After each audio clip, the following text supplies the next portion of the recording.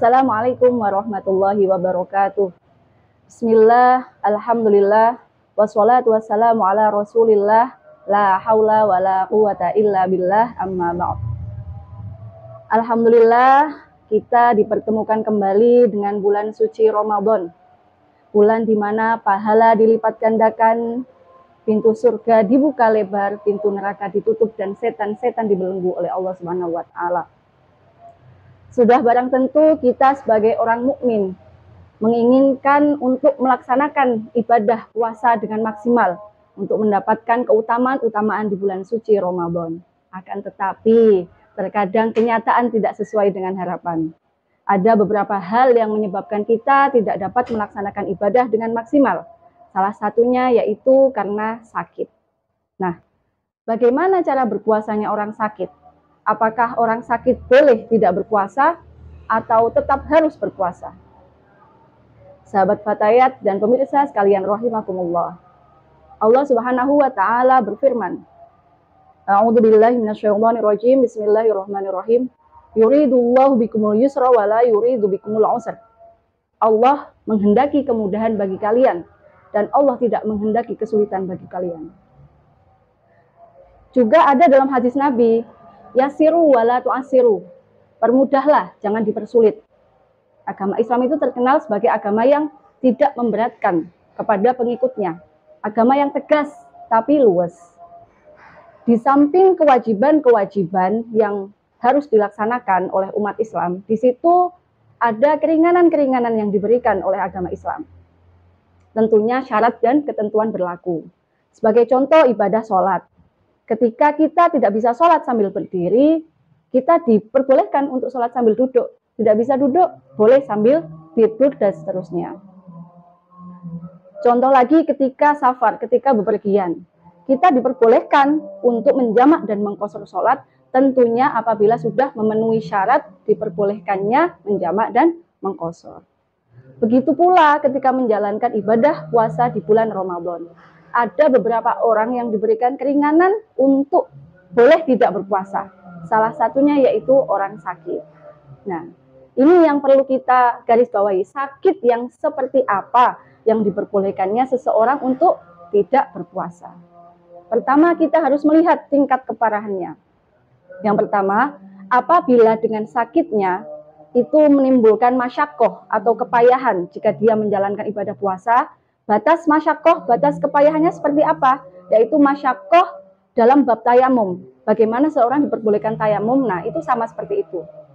Tapi gini, maksudnya bukan berarti seseorang yang sakit tayamum ketika bulan puasa, misalnya kena luka bakar, kemudian dia tayamum. Tapi fisiknya kuat untuk berpuasa, terus boleh tidak berpuasa. Bukan seperti itu, nggih. Maksudnya adalah ketika dia berpuasa, penyakitnya itu semakin berat, memperberat penyakitnya. Maka baginya dimakruhkan untuk berpuasa. Yang kedua, apabila dengan berpuasa dapat mengganggu fungsi atau bahkan menimbulkan hilangnya nyawa seseorang dengan berpuasa, maka puasa baginya adalah haram. Malah kadang biasanya ada yang sok-sokan, sok kuat, sok karena Allah, walaupun sakit saya ingin tetap berpuasa. Nah, itu justru sudah bukan bernilai ibadah, tapi bernilai nafsu, mengikuti hawa nafsu, bukan lillah tapi ittiba lil hawa, mengikuti hawa nafsu. Seandainya naudzubillah dia kehilangan nyawa karena ngotot berpuasa, matinya bukan ingin mati syahid, mati baik, tapi jadi mati konyol, bunuh diri namanya ya. Yang ketiga, jika sakitnya sakit ringan, sakit biasa seperti sakit kepala, sakit telinga, sakit gigi, bisul, jerawat, sakit jerawat tidak puasa. Nah, tidak boleh ya.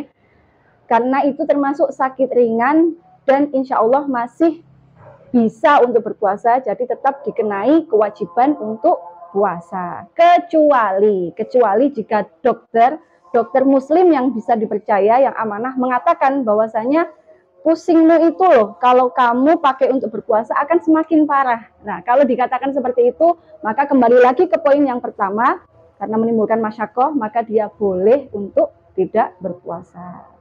Sekali lagi ini perlu ditekankan bahwasanya yang bisa mengatakan keparahan suatu penyakit adalah dokter yang terpercaya, tidak boleh berdasarkan asumsi sendiri. Kok kayaknya saya sakit, kayaknya itu tidak boleh dijadikan patokan, harus sesuai anjuran dokter.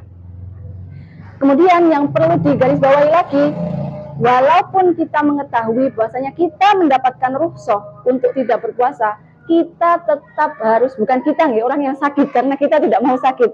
Orang yang sakit walaupun sudah mengetahui dirinya mendapatkan rukhsah boleh tidak berpuasa, dia tetap harus niat puasa, meniatkan diri untuk puasa, tetap sahur, niat di malam hari untuk menjalankan ibadah puasa di keesokan harinya. Walaupun misalnya jam 8 pagi sudah harus minum obat, harus membatalkan puasa, sudah tidak kuat, nah itu tidak apa-apa, tapi tetap harus niat puasa. Selanjutnya, bagaimana cara mengganti puasa yang ditinggalkan di bulan Ramadan oleh orang yang sakit? Kita lihat dulu, untuk sakit yang masih ada harapan untuk sembuh, dia dikenakan kewajiban untuk mengkodok puasanya di luar bulan Ramadan, harus diganti puasanya. Yang kedua, jika sakitnya tidak ada harapan untuk sembuh, maka dia harus membayar fidyah, tidak usah mengkodok puasanya. Membayar fidyah berapa? 1 mud atau setara dengan 675 gram makanan pokok diberikan kepada fakir atau miskin. Diberikannya kapan? Diberikannya minimal setelah maghrib, setelah waktu berbuka puasa masuk, minimal itu tidak boleh dimajukan. Misal jam 12 sampean buka puasa jam 8, kemudian jam 12 sebelum puasa itu usai membayar fidyah. Nah, itu tidak boleh mendahulukan. Jadi harus selesai dulu puasa di hari itu. Boleh diberikan minimal maghrib atau subuh keesokan harinya, atau di luar bulan Ramadan juga boleh. Ya. Sekian penjelasan saya terkait puasanya orang sakit. Semoga memahamkan dan semoga kita semua diberikan kesehatan sehingga bisa menjalankan ibadah dengan maksimal di bulan suci Ramadan. Wassalamualaikum warahmatullahi wabarakatuh.